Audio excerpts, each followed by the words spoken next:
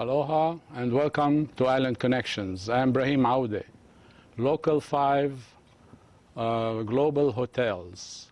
And there are workers here from Local 5 who will be talking and discussing their working conditions and also their hope for a new contract for the entire industry.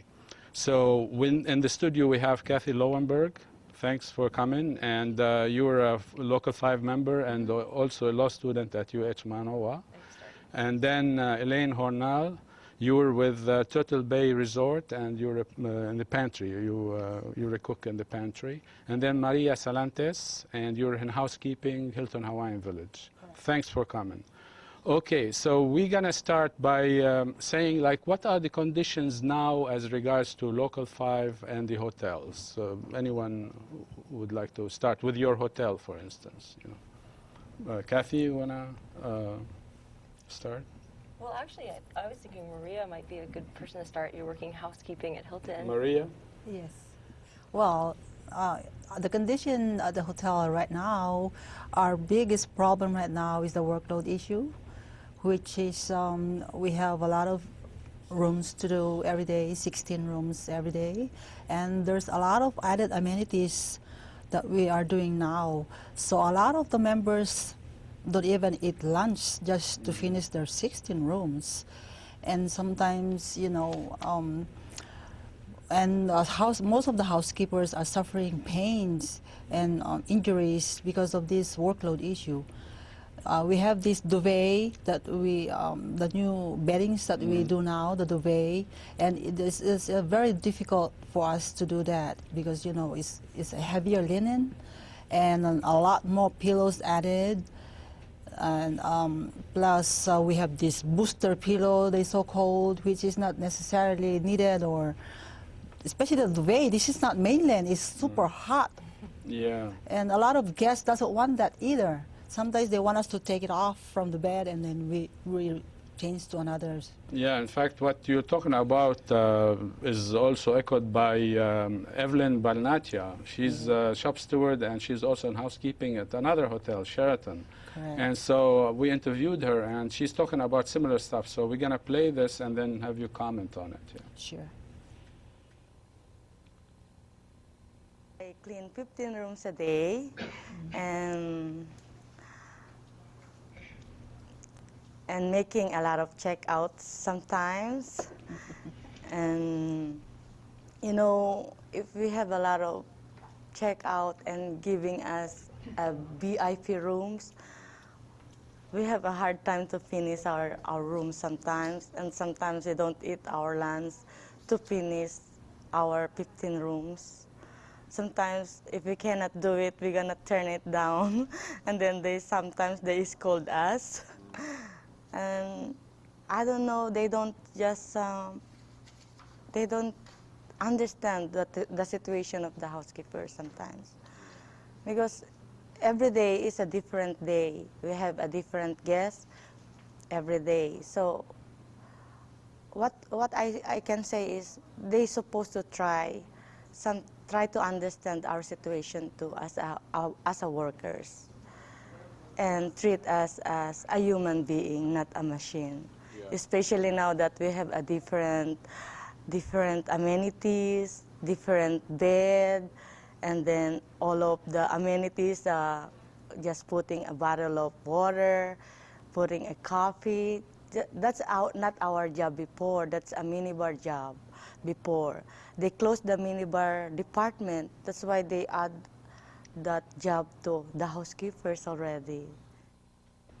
So you also are experiencing the same stuff, you know, that's happening at other hotels. You said 16 rooms, she says 15, but, you know, it's not much difference on that. Could you say more about your particular situation as well? Yes, like Evelyn, what she said, they're doing 15 rooms. We're doing 16 rooms at Hilton. And I guess we even have a bigger size of the room.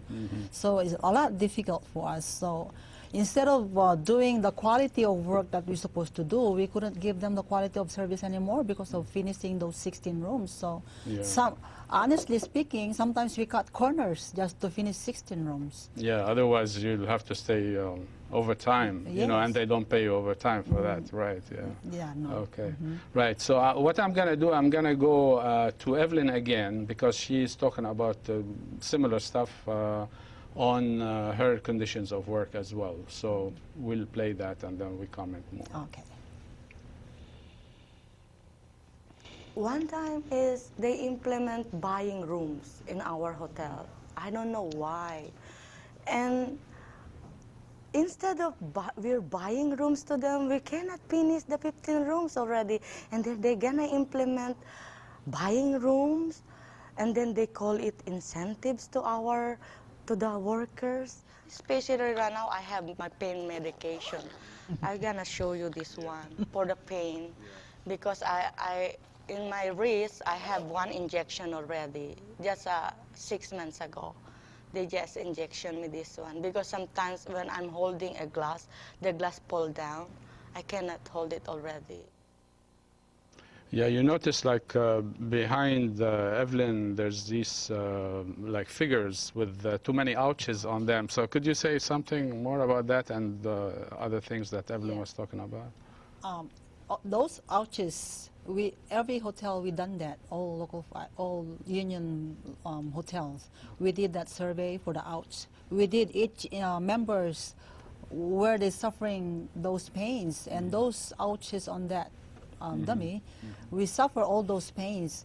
In fact, not some of the members, they suffer all the pains that we surveyed. You know, almost all parts of the body is already caused them a lot of pain. So that's correct what Evelyn said. Yeah. So, you know. And different hotels have different ouches concentrated in different areas of the body. Correct. Right? Can Yeah. I just say something? Yeah, sure. Yeah. One thing that I was thinking when they were playing this and when I was hearing you talk is that actually represents the best in the industry. I mean, they're working in unionized hotels. I'm a student, I mean, I work at a hotel, but I'm also a student at UH, and students are really concerned about some of the changes that we've seen in the industry just from hearing from people like Maria and Elaine. So when I was watching that clip and hearing Maria talk, that is the best in the industry. Think about what it's like in a hotel that doesn't have a union contract. And we think about, you know, hotels like Turtle Bay where housekeepers aren't cleaning 16 rooms, they're cleaning 20, 21, 22 rooms a day. Yeah, so there's like even worse conditions, and that's a very good point, in fact. So, Elaine, could you talk a little bit about, you know, your department, which is food preparation, pantry cook, recently, well, we've been trying to get a contract for over 2 years now. We've been in negotiations, and recently the owners of the company told us, or actually the lawyer for the company told us that we are at impasse, which is they think that we can no longer negotiate. Well, negotiations actually were going along quite well. There was give and take on both sides, but all of a sudden the company lawyer said, no, we're at impasse, so now we're going to implement some of the things we want to do.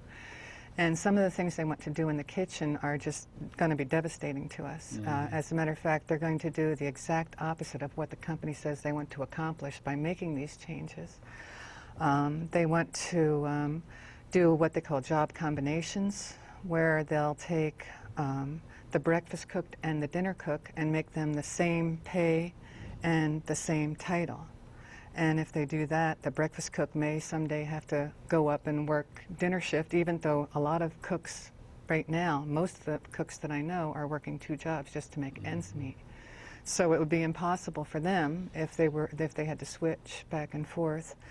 Also, it's going to just cause havoc on the seniority system. Because right now you have a fry cook and an assistant cook. The assistant cook is a step below the fry cook, and you have to kind of work your way up to it. and they also make a little bit more in pay, but they want to make them now both the same pay. So if they make them both the same pay, then your seniority system is messed up, where an assistant cook who may have more years than a fry cook can bump into his position or into his shift, a shift that they want. So it's just the cooks are very unhappy about it, and they keep saying that they were going to implement some of this, but they haven't actually done it yet. So we don't know if they're waiting to if they're playing around, playing a game with us, or what they're doing. Yeah. So because if that's the case, if all of a sudden if you are giving and taking, and all of a sudden the attorney for the company says you're at an impasse, right? Then what does that mean really? He's really playing with your lives, in fact, and that is unconscionable, to say the least. Cathy, you also work in terms of support for the Turtle Bay Resort workers. So is there something else that you would like to add to that? Well, right now I'm taking a leave of absence from my job at the hotel. I'm a student here at UH, and I think that a lot of this, I'm at the law school, and I think a lot of the students chose to come to UH, not just because they live here, but because the school emphasizes social justice. When you go to the school's website, it says social justice. And it's a really different school. We have people like Chief Justice Richardson coming into our classes, addressing us, Aquan McElrath still on campus. So I think the students here at UH and at the law school really have a strong sense of justice. And when they hear about what's going on at Turtle Bay, I think they're moved purely by issues of justice. It just seems really unfair what's happening there. As far as we understand it as students, Turtle Bay workers are really just trying to get what workers at other union hotels already have, which is nothing more than job security and secure retire benefits. So students at UH, and specifically at the law school, programs like American Studies, Ethnic Studies, we're actually organizing on campus right now to try and support not only Turtle Bay workers, but moving into supporting the 2006 campaign. And we're right now really trying to get the UH to suspend their patronage of Turtle Bay during the boycott. Yeah, I heard that the Dean of College of Business has promised not to do any more events there at Turtle Bay. So Yeah, is that your understanding? That's a great step, and I can tell you that even the Dean of the Law School has already honored the boycott. The Vice President of Research, Vice President Gaines, has said that he won't cross a boycott line again. However, I mean, these are great steps. However, there's a lot of backward steps being taken. I learned actually in the newspaper that one of the professors in the business college is actually representing one of the organizations whose lawsuit against the union is being bankrolled by Turtle Bay. So while there's a lot of positive things, like administrators saying they'll honor the boycott, there's a lot of negative things where people within the UH community are blatantly ignoring workers' pleas to boycott the hotel and actually being very aggressive against the union. Yeah, so that requires more work on behalf of the supporters of Local 5 and Turtle Bay workers in particular. I think it really shows the need. This isn't just a union issue. This isn't about Local 5 or Turtle Bay workers.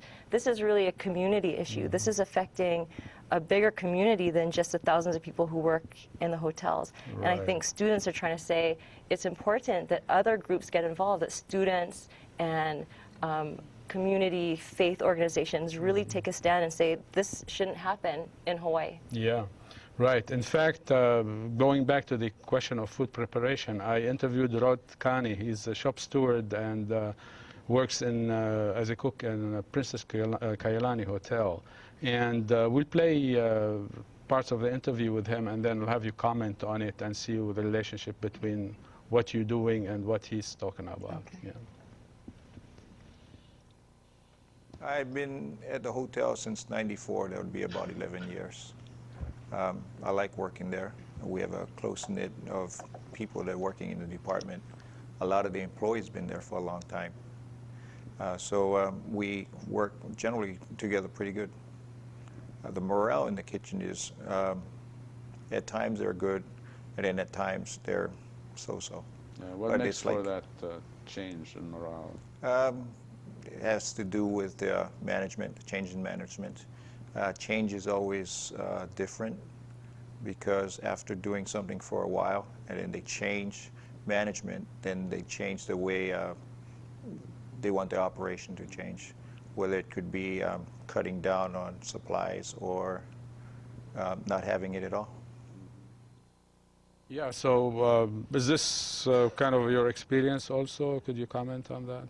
Yeah, well, I've only been there 2.5 years, so the managers that they have there now are the managers that I've always had. Now, they've only been there about 4.5 years, and many of my coworkers have been there since Del Webb owned it, which was 32 years ago.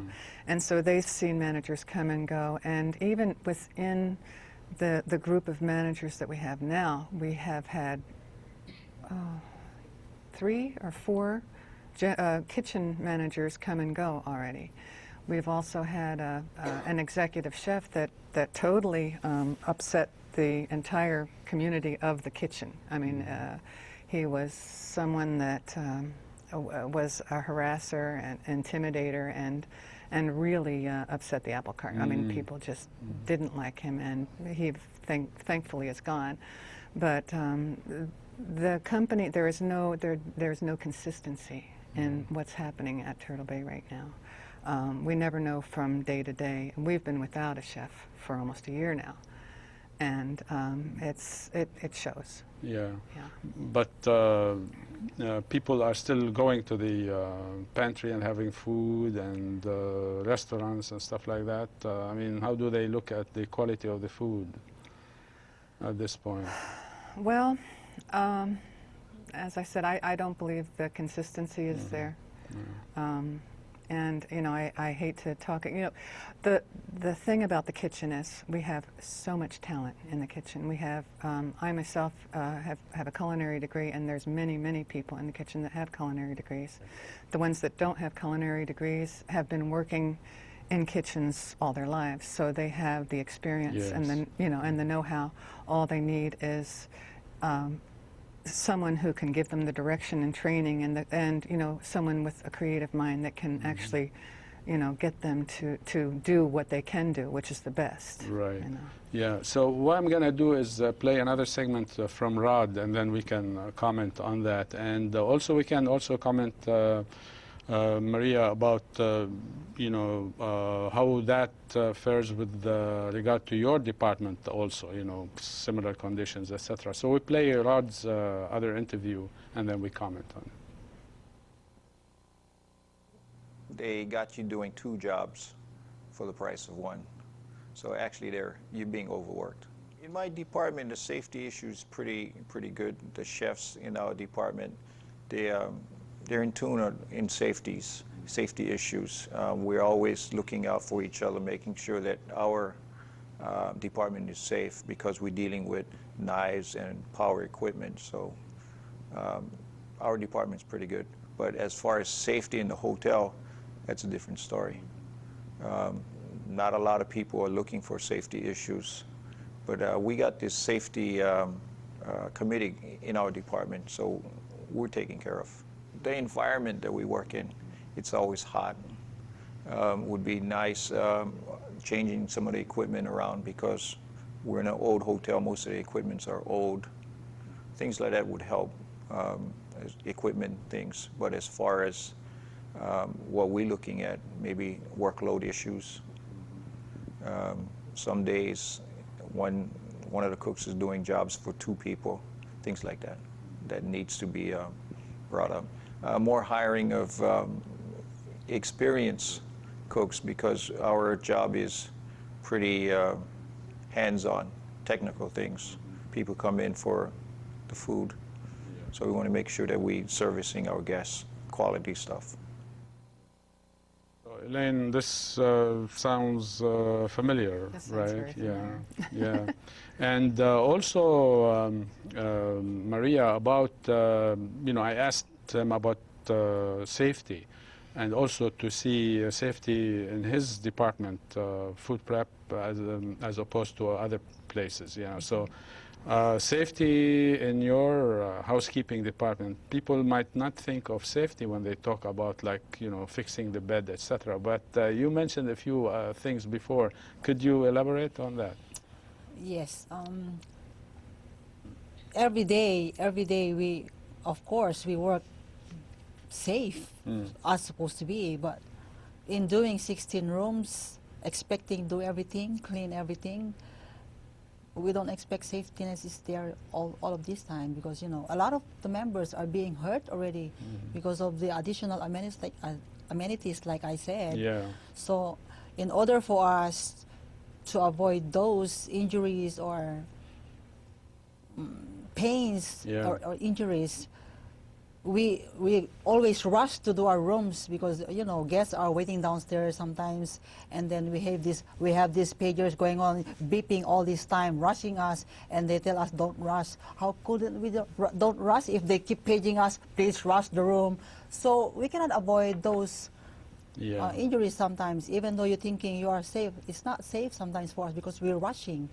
We run instead of we walk doing things, or we cannot even take our time. No such thing as take our time. We always rush. Yeah, if you have problems with your wrists, your knees, your back, and so on, if you're rushing, you tip over something, you know. So all this needs to be taken into account also. I want to go to another interview with Evelyn, another segment, and then we can go from there. Okay. We'll watch that. If they can lesser our rooms, especially they have, you know, renovate our rooms. Our bed now is a duvet bed, and not supposed to be a duvet bed, because we are living in a Hawaii place, and we don't have snow or winter time. Why don't we need a big comforter bigger than me? And then when we change the sheets, we have to go inside the duvet spread to fix all these things. Do you think it's fair for us? Because we don't even, you know, we have a lot of pain already. Our wrist, our back, our shoulder. You know, 15 rooms a day, and then they change it into the duvet bed. It's really hard. Keep adding amenities and giving us a refrigerator to clean again. It's, you know, wasting out, you know, our time is a limit.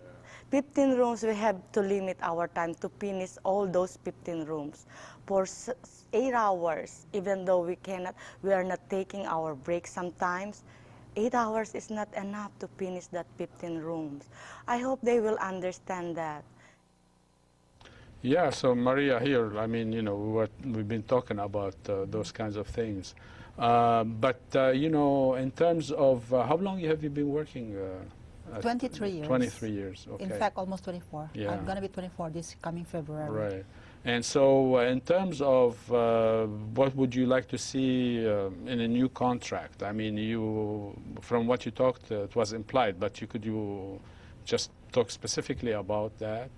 Yes. Yeah. As a matter of fact, we did a lot of delegation already to our general managers to reduce our rooms to at least 14 rooms. And a lot of times, managers keep telling us to drop rooms if you cannot finish those 16 rooms.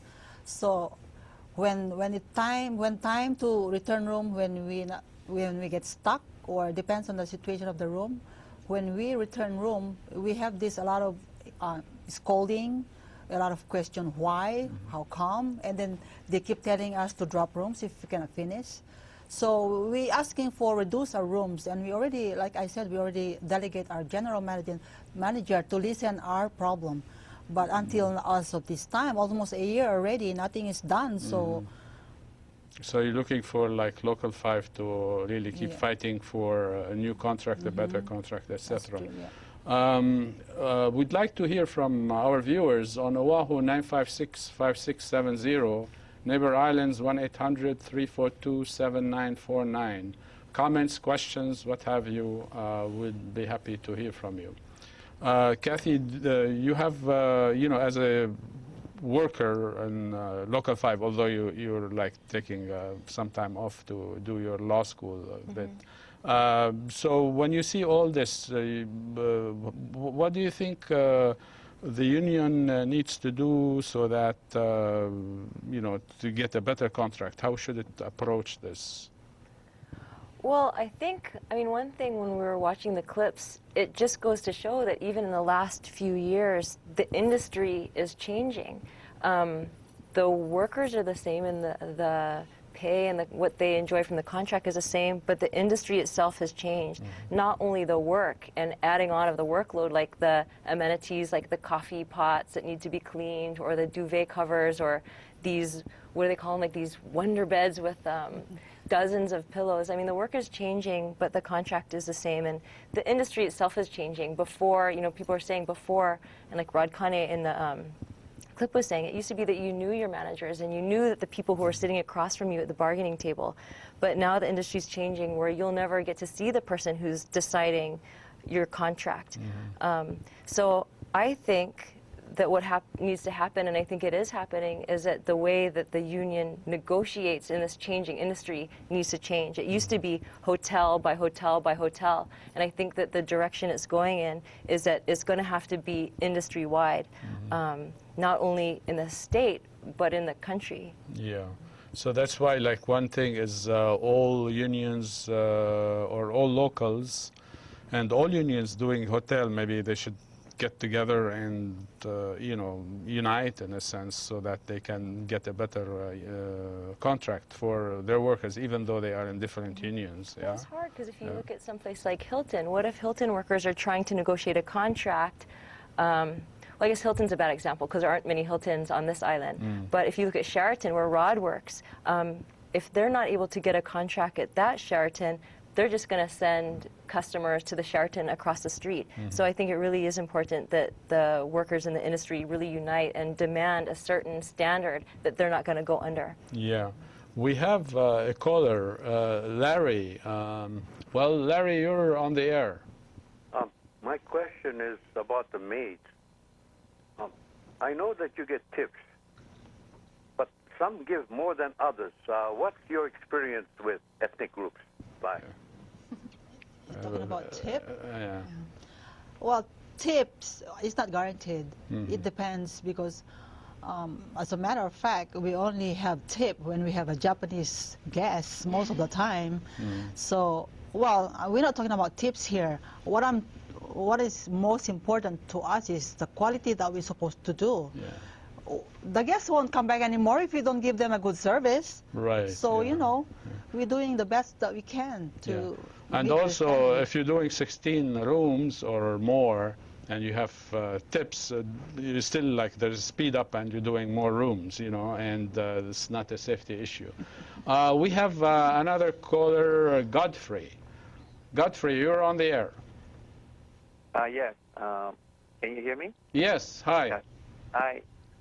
I'm with Local 5. I'm the vice president, and I just wanted to make a comment about this 06 negotiations that will expire for a lot of the hotels in the end of June. Right, yeah. Yeah, you know, like, for me, I've been working at this same hotel, the same job, for 39 years, and we've always had the same owners. They're from Japan, but what we're finding out is that there's new owners coming in, similar to what Turtle Bay is going through. What they've been experiencing. I think they've been on a third or fourth owner already. Yeah. What hotel are you with? I went to Princess Kailani, Sheraton Princess Kailani, and I fear that the contract that we're going to be trying to negotiate is going to be a totally different. It's going to be run by corporations that are not local, global corporations that have much more power and much more money than we've ever faced before. So I know that. Yeah, because, you know, Cathy was making similar point also in terms of, you know, big corporations, etc., and then what the worker is facing is something, much more, much bigger than what you were used to before. That's the point. Yeah, that's a good thing. Could you tell us something about, since we take advantage of you being on the air, something more about the contracts that would be negotiated or being negotiated at this point? Well, the number one issue for us is, of course, job security. We have never stressed wages, although we'd like to get a higher wage, because we know and we can see it for ourselves that this past year and the last 2 years, the hotels are really busy, making a good profit, which we want the hotels to make a good profit, but we also want them to realize that a lot of our members are working 2 jobs just to stay afloat, and hopefully we can maintain a good service with job security, a good medical, and good retirement. And I'm getting close to my retirement, so I always want to stress that we want the hotels to make a profit, but yet they should let us or give us the benefit of the doubt as far as taking care of the workers. Yeah. Okay. Yeah. Thanks, Godfrey. And if you want to jump in later on, you can call again. Thank you very much. Yes. Thank you for letting me speak. Thank you. Yeah. But this is something like you were saying, Elaine, in terms of some of the issues that Godfrey was talking about. Right. Yeah. And Turtle Bay is not actually owned by a hotel industry owner. It's owned by a real estate company.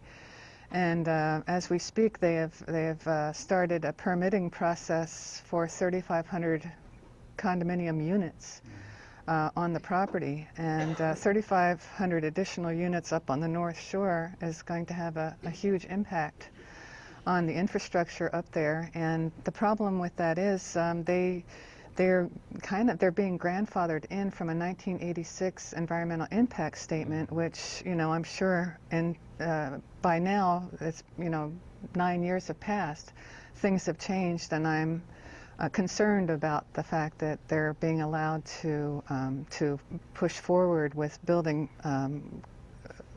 structures without a current environmental impact statement. You have to have a new one because it's a different ball game now, and so that corporation is not only like negatively affecting the workers there, but the community. The community, exactly. But I also understand they have a couple of towers already. There at Turtle Bay, towers, or the condos, So that's different. They've got the villas, which so this is different from the ones you're talking about. Right, now. The ones that they're planning on building are down by the stables. Oh, okay. And the other ones are over. Right. The other side. So they're going to build more. So that's impact, because I live that part of the island too, and I don't want to see more impact on all these resources. I just wanted to make a point. What Godfrey was saying about what is really the goal in the contract negotiations made me just think about how Hawaii is so much more impacted by what happens in the tourism and hotel industry than places on the mainland. You look on the mainland, and I think the census says that 8% of the workforce there is employed in the tourism industry. But you look at a state like Hawaii, and it's really disproportionate. 16% of the state works directly in the industry, and that's not even the residual employment that's from the tourism.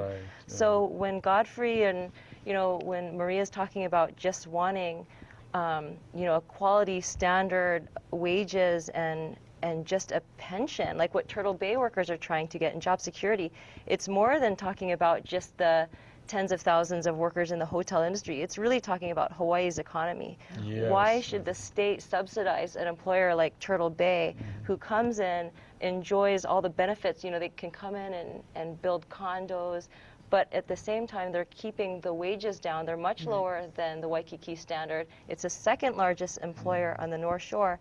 And then when they take the pensions out of the union pension fund, where do they think the workers are going to be getting their pensions and retirement from? Is it the public? Yeah.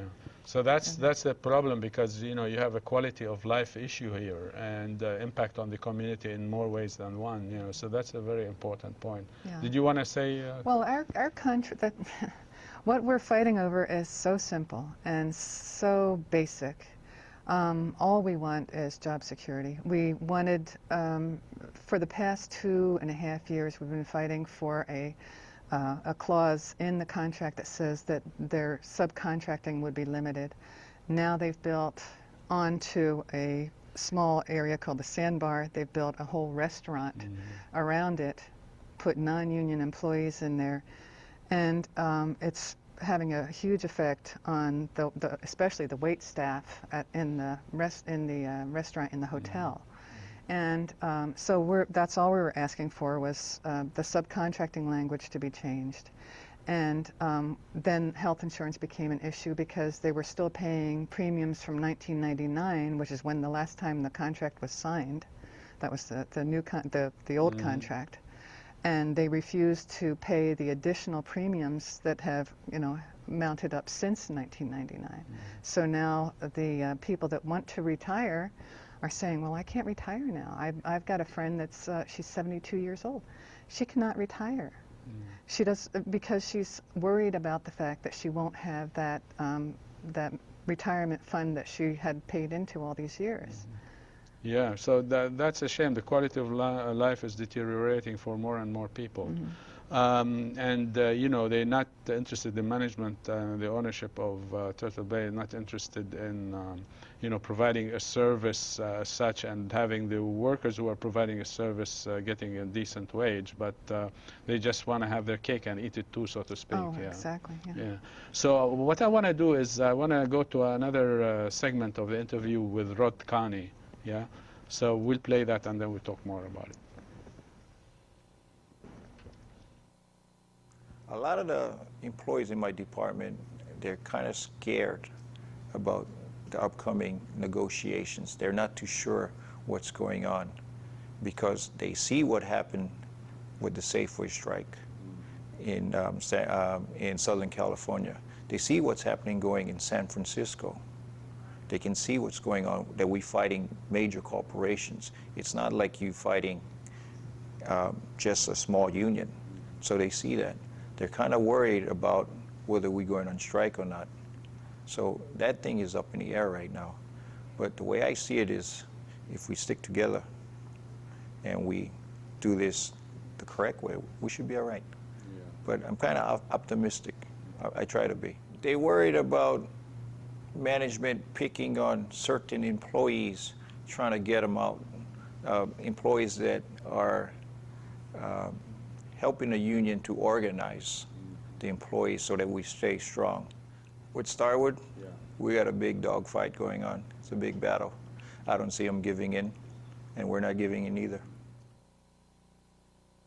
Here already people are, getting wise to these big corporations, global hotels, and so on. I want to play another segment, Evelyn and Rod talking about that, because it is related to everything else what we're talking about, and then we'll have a broader discussion on the same topic. Yeah.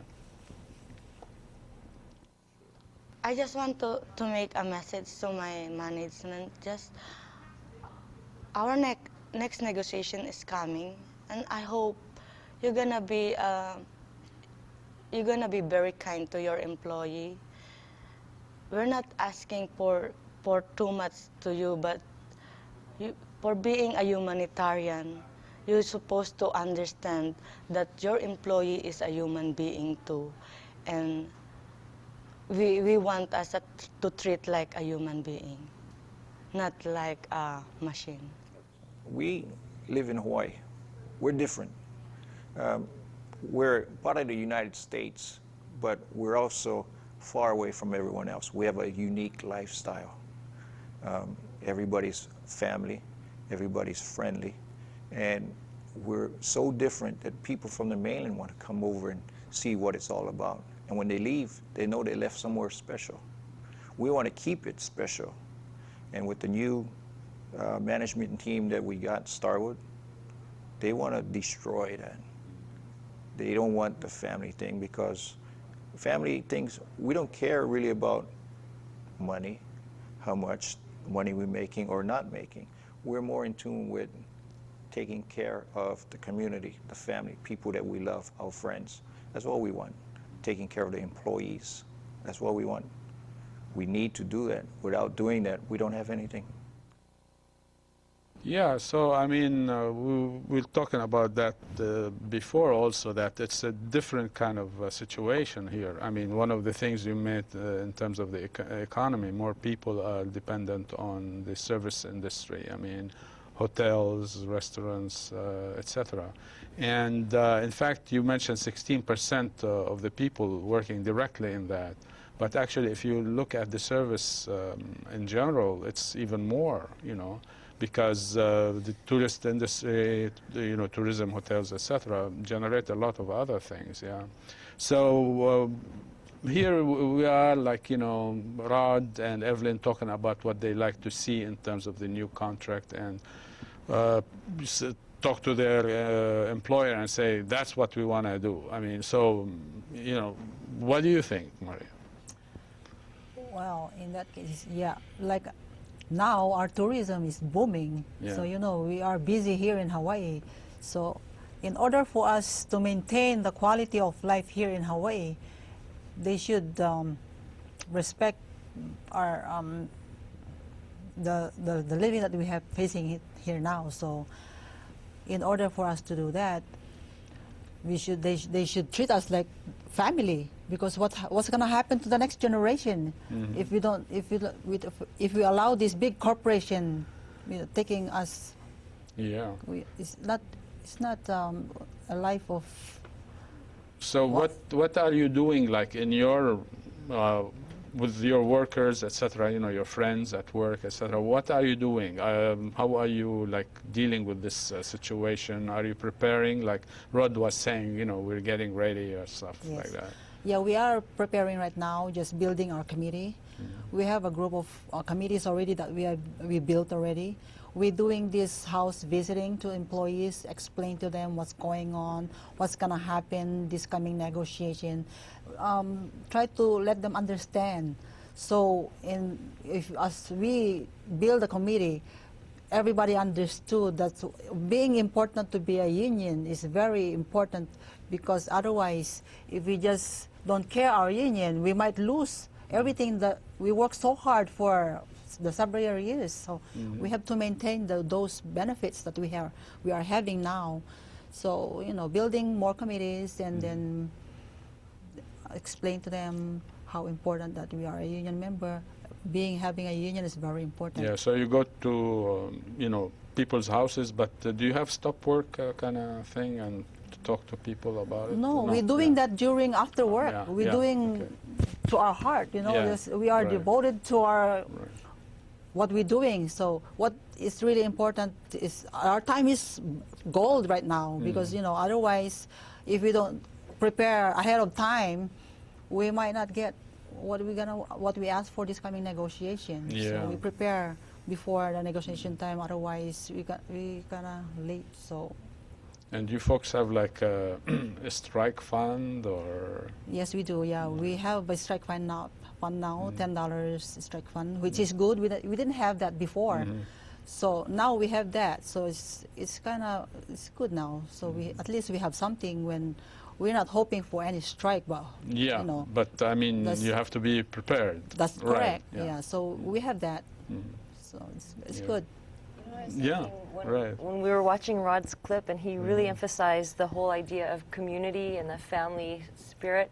And, you know, earlier I was talking about how, you know, people like Chief Justice Richardson and Aquan McElrath are still on campus, still addressing students and trying to build this idea of community.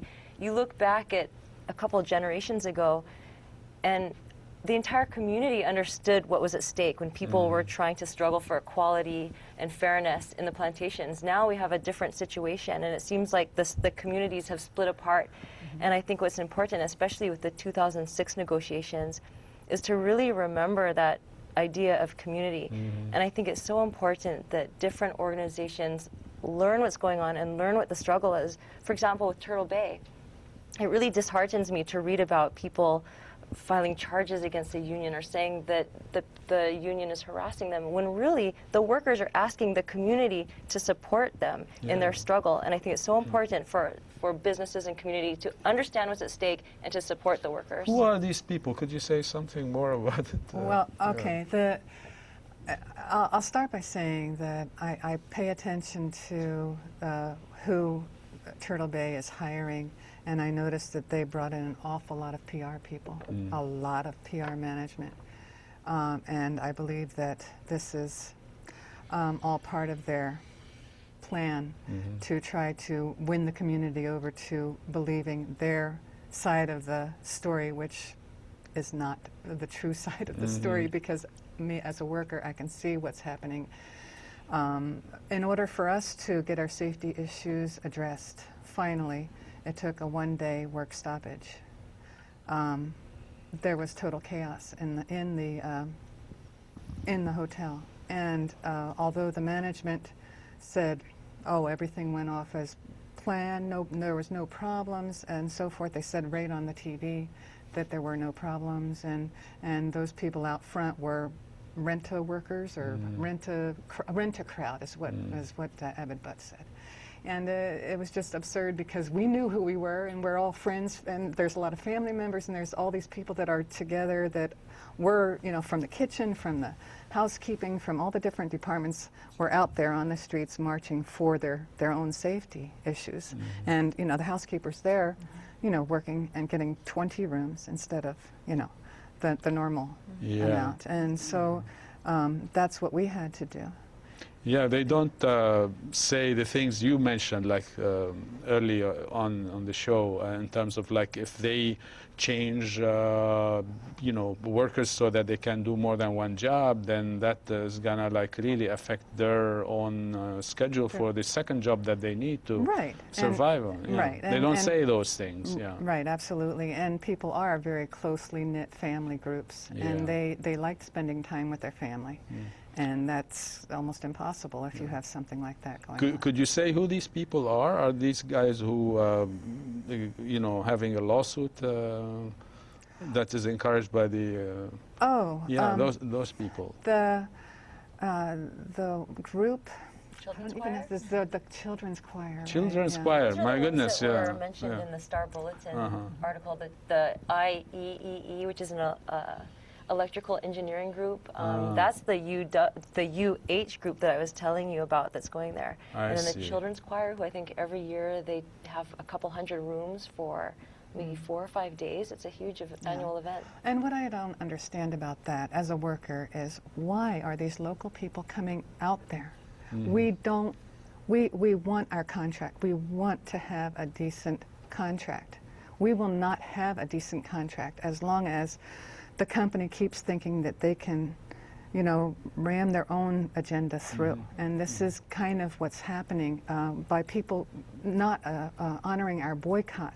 The company is not facing any kind of consequences for their actions. If I can say, it's not just the workers or the union saying that the company is bad. I mean, I'm a first-year student at the law school, and I think what's really outrageous to a lot of law students is to learn that even the federal government, the National Labor Relations Board, has alleged that Turtle Bay is breaking labor law left and right. I think right now there's 31 outstanding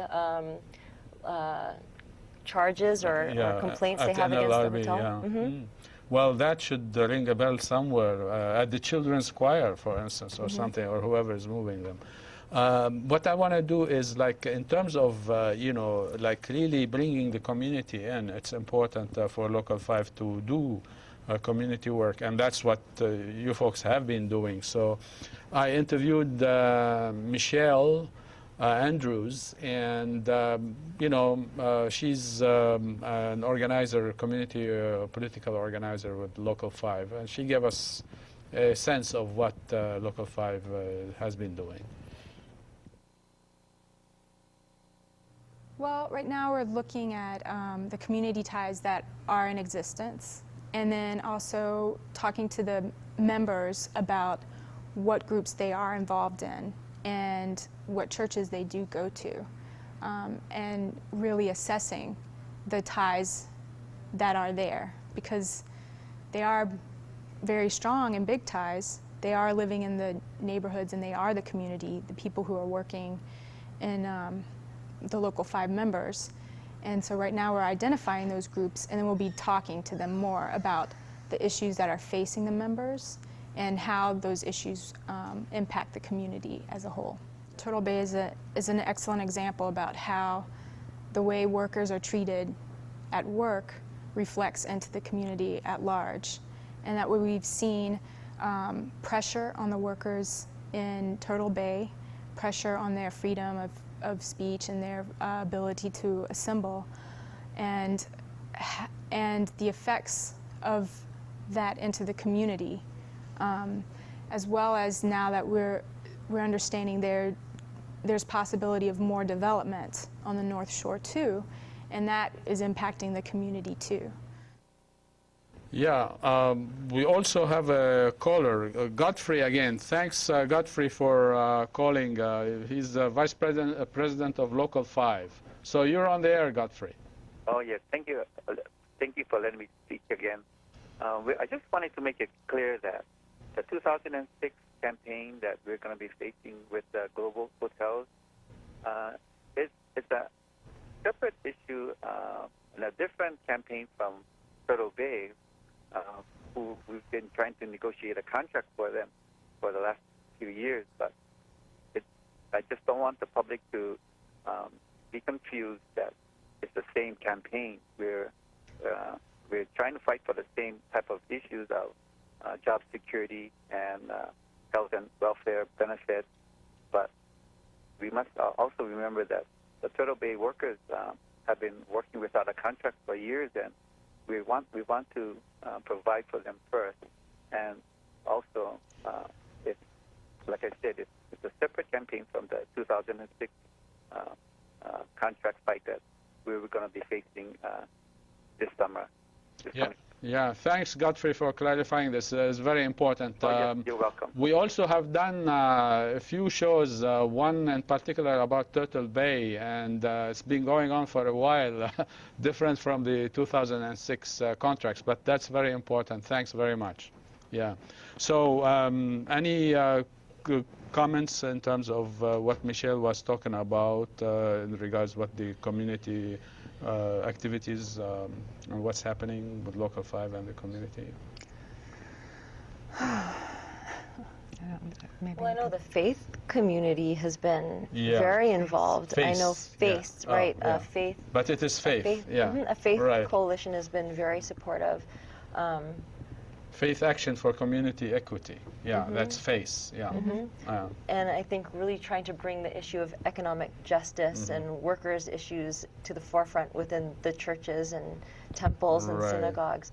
And I know as far as campus, students are getting more involved, wanting to support the efforts at Turtle Bay. And like I said before, kind of moving into the 2006 campaign, a lot of students, I think a lot of students actually probably work in the hotel industry, and if not, have parents. Maria's daughter goes here to UH. Yeah, so there you go. Yeah, in fact, talking about faith-based action, community equity for community equity, I interviewed Reverend Baines, Stanley Baines, and we'll show that segment, and then we talk more about it. Well, those interests grow out of my faith, a biblical faith rooted in the justice of God, the mercy of God, and care for all people, and particularly people who tend to get left out or pushed to the side or overlooked. And I've had opportunity to develop the implementation of that concern and development of my faith through an organization known as FACE, Faith Action for Community Equity, which was formed here in Honolulu, the island of Oahu, 10 years ago. But I became involved in developing the groundwork for that more than 10 years ago, while I was still a pastor at Harris United Methodist Church. Yeah, what I'm gonna do also, I'm gonna go to another segment from the same interview because he talks more about that, so we can have more discussion. So we'll see that. Faith sponsored a prayer vigil on the grounds of Turtle Bay Hotel, in which we had a very reverent, very peaceful gathering of some 80 people of various faiths, including some of the local 5 workers, in which we lifted prayers for the workers as well as for management, that there may be a way found to resolve the impasse on behalf of both. That is one way we have expressed that. And also, and the workers themselves told us that they were much encouraged to just the fact that somebody else was standing with them. So we brought moral support, I think, to the workers. And tonight our Jobs Committee is meeting, for example, and Turtle Bay continues to be a part of our agenda. Immediately, we've been working at that vigil, it became clear that a larger part of the public, more general public, needed to be aware of the mistreatment and the disrespect that is being shown by the management at Turtle Bay, and so that there can be a public expression of outrage at how our Aloha way here is being trampled upon by outside corporate owners. Yeah, Cathy, you wanted to say something. Go ahead. Yeah, when Reverend Bain was speaking, it just made me think, you know, a generation ago or 2 generations ago, you had major employers who were also really integral players in the community, people like the Kaisers and the Kellys, who not only ran their businesses here, but they lived here. They sent their kids to school here. They retired here. And now you have these employers like Turtle Bay, who they don't live here. They've never been here. They don't know the community. And it's not, when we talk about employers like Turtle Bay, the way they treat their workers is exactly the way they treat the community. Mm-hmm. The goodwill of the community in sort of trading, the trade-off was jobs for the beach. Now they have the beach, and what are they doing? They're building on the beach. They're planting trees and brush on the beach so they can extend the shoreline. And one thing that I found really outrageous, and I just learned this today, is that they're really infringing on people's right to assemble, kind of like Michelle was saying in that clip. I mean, years ago, a major victory was the PASH decision, right? The public shoreline access. Yeah. I just learned that what Turtle Bay and the local police are telling workers now and the public is that to be on the public beach, if they're trying to do express, if they're trying to assemble or express their freedom of speech in that public arena, they're actually being told that they have to stay within 17 feet of the water at that moment. It's not the high water mark, it's not the vegetation mark, but they're actually telling people that they have to stay on the beach within 17 feet of the water. So when you look at these employers, I think it's really important that the entire community learn about what's happening, because the way they're treating their workers is exactly the way that they're treating the entire community, and it's the same regard that they have for the community and the state. Yeah, but it's good that there's someone or some organization like FACE that's doing things. In fact, I asked Reverend Baines if they're doing something with the University of Hawaii so they can dissuade them from using Turtle Bay. He said, oh, that's a good idea, so maybe they will be doing this. We're flat out of time, I hear, and thanks for our viewers, and thank you, Maria, Elaine, Cathy, for coming over, and thanks for Godfrey for calling and setting us straight. Thank you very much.